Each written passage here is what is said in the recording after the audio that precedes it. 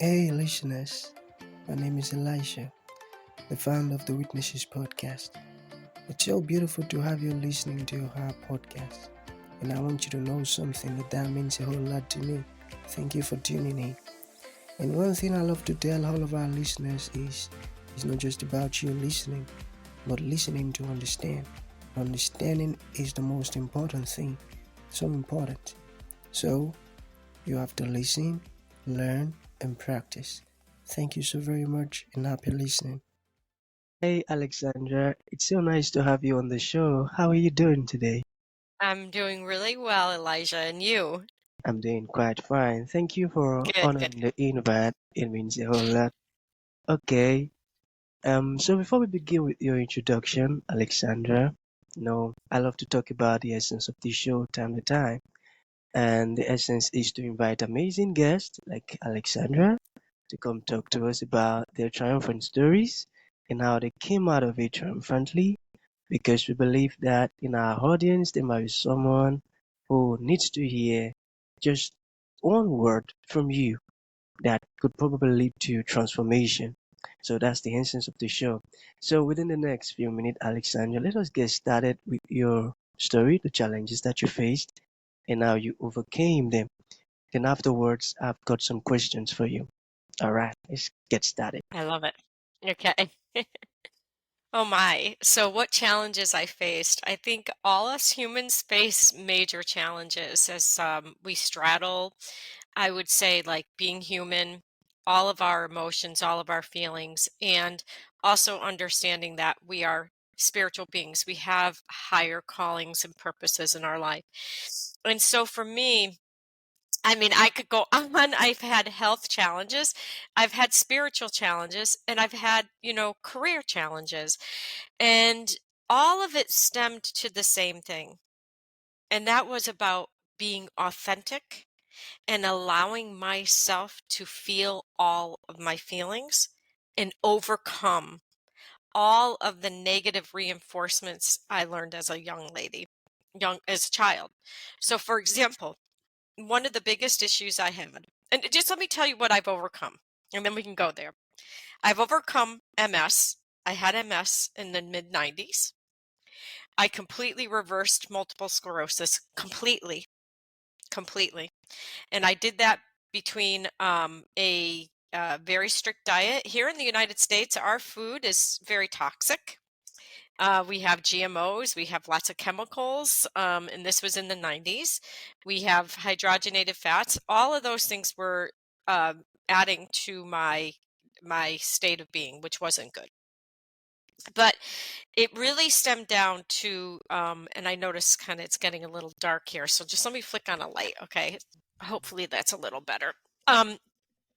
So all of it stemmed down to what I would call a spiritual emotional issue. And because I didn't get the nurture I needed as a little girl, I part of MS, the stems of MS, had to do with the need for being taken care of, but thinking the only way I can be taken care of is to be unwell. So I had to deal with that underlying component. And I want you to know I completely reversed everything. Everything's completely reversed. And I always say I live in SHIT house. Our emotions create our well-being. And if our Yeah. emotions we have trapped issues, they aren't going to come through. So one, I overcame MS. The other thing is I overcame obstacles in a very male-dominated career that I picked that Mm, actually made me it was due to my childhood and not being valued as a woman. I picked a career that I knew I would excel at because I'm good at it. Um, yeah. and I made my way to the top very quickly, but I was operating outside of my truth and Mm, my authenticity. And that I would say was actually a harder obstacle to overcome than the mm, physical illness because yeah. that was a deeper issue. Mm, mm, mm. Mhm. Tell you. Okay. All right. So, it is getting interesting. Let us get into the questions. Okay, so I've got some questions here. Are you ready, Alexandra? I am ready. Yeah. Okay. All right. So let us begin first with um how can one bring spiritual principles to capitalism?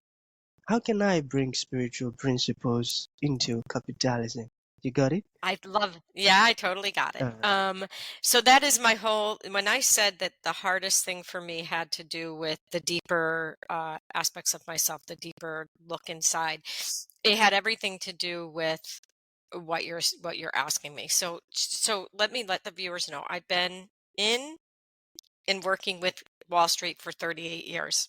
I've been an executive at banks and until in broker dealers. I held high level positions, chief investment officer, until I decided to start my own company in 2009. There were a number of reasons I decided to start my own company, and the primary one was that I didn't like what I was seeing. I didn't like what I was seeing in business.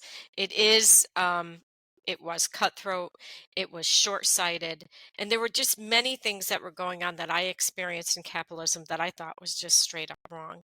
And I knew I wanted to start a company that was completely different than what I had experienced. In those boardrooms, I saw things that I can say that um, did not agree with me anymore. So as I became more aware of me as a person, more aware of how I was operating, there were certain things that were out of integrity for me. And those things were like talking behind somebody's back, saying we're a family, but really being a toxic family, treating each other really poorly. So, can you hear me? Yeah. So, what I ultimately did was I said I wanted to start a company and start it Mm, differently. mm, So here's the only way we can bring spiritual principles to capitalism. mm, And I just want you to know, unless we do this, capitalism will become extinct, in my opinion, because it's on a collision course to only help the few and not the whole. And that is not, we have what they call crony capitalism today. What that is all this, it's corporate welfare.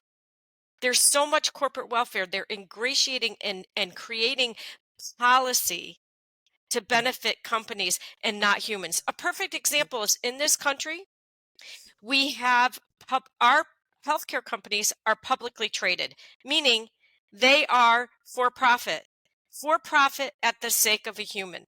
That is not okay. yeah. That is not okay. That should be a basic right for every human around the entire world. Period. Period. And that's where capitalism went awry. And they've created these structures here and it was I'm sorry, I think it was 2010, 11, somewhere in there. They created in this country, they allowed companies to have the same constitutional rights as humans. That was the slippery slope down. Yes, you heard me. That these are things that have to be reversed. This is called crony capitalism, and what that is doing, it's creating those who have and those who don't.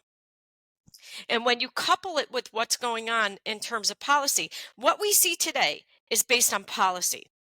It's based on indoctrination of the brain of humans around the globe to pit each other against each other, black against white, women against men, transgender. All of this is to pit each other, not to bring each other together. And I don't ascribe to that.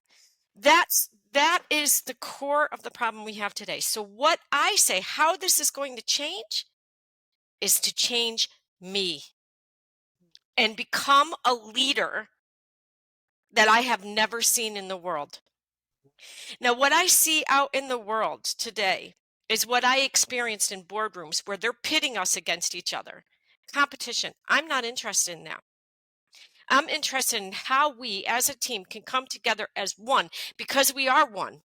I cannot live without you. I cannot live without my farmers who feed me. I cannot live without those who get the oil for me to heat my home or what have you. I Mm, can't live without other humans. So I'm not interested in turning myself against other humans. So how I actually manage a company that's in a Wall Street company is I bring love as my number one principle in my company. It is a value. It is a value that Yeah. we actually ascribe to.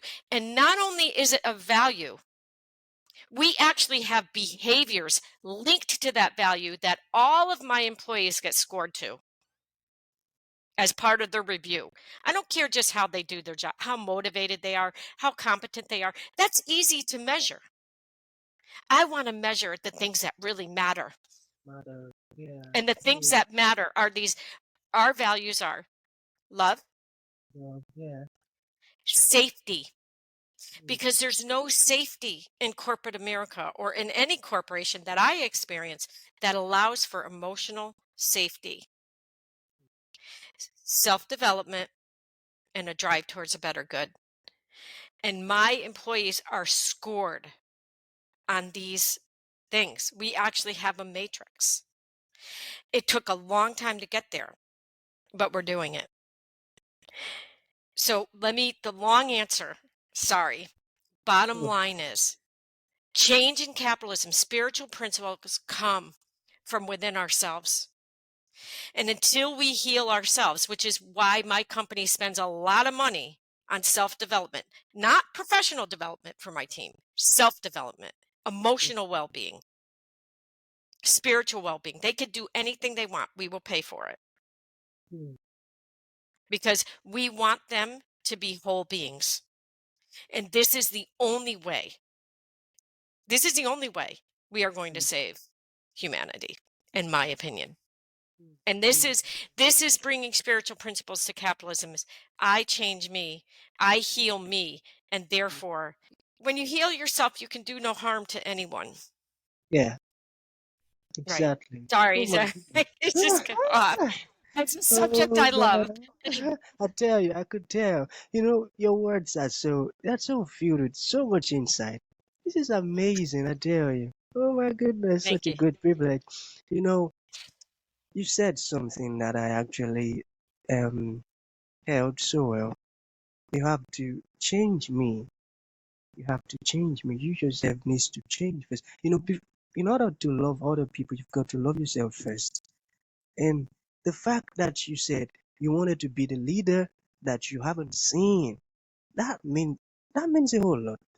And I'm so glad that there are still people like you in the world who are after the people rather than profit, after humans rather than profit.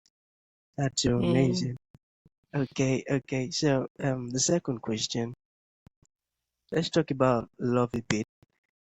So how do you bring love as a core value to business, and what does it look like? Okay. That's such a great question. Thank you for asking it because I think this is the Yeah, most important thing. Um, yeah, we could fake love. I mean, people do it, they pretend, but that is not acceptable in my world. um, it starts first, Elijah, with safety because love is vulnerable. It could really expose you and hurt you.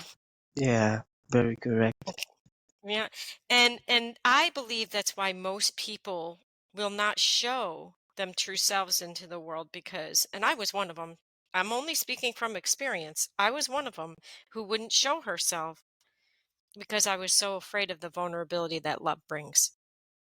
Yet I couldn't help but love. Like I couldn't help but keep going in and allowing my heart to get crushed from time to time. But the way I bring it in, it's first is safety, emotional safety, meaning I didn't show my full self to the world, to my business, until I got comfortable with the fact that I was afraid of rejection. And I needed to tell my team that as I was working through that. They were shocked because they saw me as a benevolent general. They didn't know that I actually had this fear of rejection. It shocked them. But I was honest. And they held me in that space knowing that I could get past that. And I did, so that I can show myself into the world. So the first place, safety. Safety. It, and listening. We do programs on dynamic listening, deep listening, deep listening. Not just the last thing someone said, but the whole thing. So yeah, they call it nonviolent communication, but we actually go deeper. We go into dynamic listening, really bodily listening. The other thing is like you could take some of the Buddhist principles, right? We actually took some of those and put those in our scoring sheet, like, the ability to see from outside of your own perspective, the ability to know that my action affects the world. My thought affects the world. It affects the whole. So we actually put some of those principles into our scoring sheet, to relate it directly to how employees react and respond with each other. There's no toxicity in my company. There's none. And if there is, and there has been, it gets called out right away. And that's love, by the way. That's love. It's hard love, but it's love. And I'm going to give you some examples if you want. Yeah, sure. I'll give you 2 examples. I had one employee who every time I entered her office, and I needed her to do something, there would be a level of resistance that I experienced. So it'd be like, well, that's not my. There would be an anxious response from her, and it'd be like, that's not my job. It's not, it's not my job. Well, as an owner of a company, you don't want to hear somebody say that. Okay. You just don't, let's be honest. And so the first response that I had because of her anxious reaction was to not want to go into her office and to get angry and to build some resentment because, that was just my nature. I didn't like confrontation. But then one day I sat with my coach, which I highly recommend every company have an executive coach. I sat with my coach and I said, this is what I'm experiencing. And it boiled down to the fact that I had a very anxious mother that I couldn't fix, okay, as a little girl. So anybody with a high level of anxiety really affected me. So I had to own that piece. But then I had to talk to her about it. And it got into, like, I don't want to say an anger, but it got into like a heat, just like both of us holding a position. Well, the loving thing to do is not walk away, not avoid the conversation, because she's a star athlete in my company. She is a performer. She's a performer, okay? The loving thing to do is to say, I'm going to take responsibility for my part that gets freaked out around anxious people, and she's going to take responsibility for her part about something that makes her anxious. So we sat down with our coach that day. We worked through it completely. This was well over 2 years ago. And this woman, it, she's over it. I'm over it. And she's like I said, our star athlete. She is this star performer in my company. And that's love. Yeah. That's Yeah. love. Okay? Because when something gets confronting, most of us just want to walk away and not take responsibility or blame the other person. Yeah. Yeah. Love doesn't blame. It takes responsibility. And we both took responsibility. That's love. Yeah. Very, That's how very I good. witness it. Mm. That was a great move, I tell you. Hmm. How I wish that most companies in the world can be like you in terms of your mentality. I tell you, if we have Mhm. people like you all over the world, it's gonna become a very good place to stay. No, a whole lot of improvement are going to occur. Seriously. Okay, last question, the last one. All right, are you ready? Thank you. I'm ready. Okay.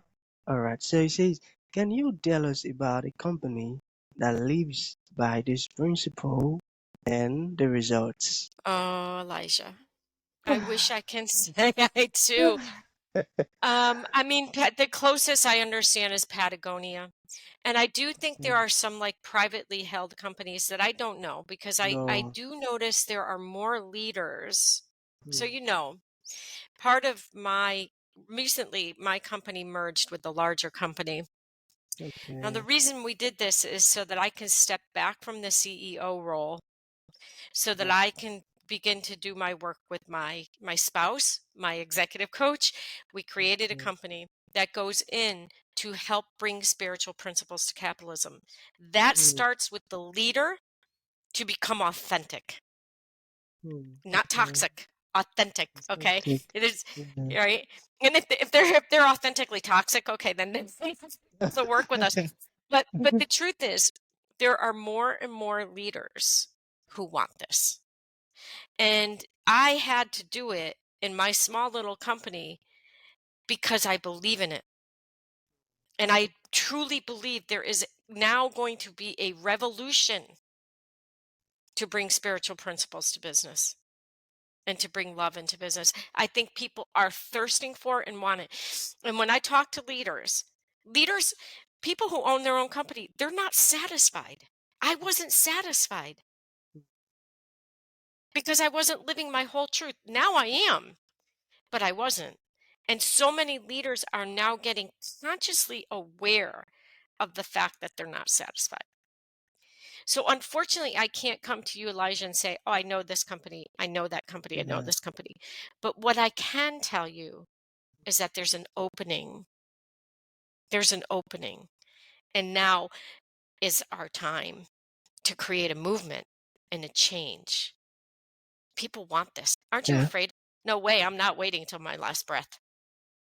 I'm doing it now. Yeah. And I Hmm. could tell you others are thirsting for it now. Because 10 years ago I was looked at as, whoa, she's eccentric. And today they want what I have to offer. So I'm Amazing. optimistic. Amazing. Wow. Beautiful. Okay. So, Alexandra, it has been a very beautiful moment with you on the show.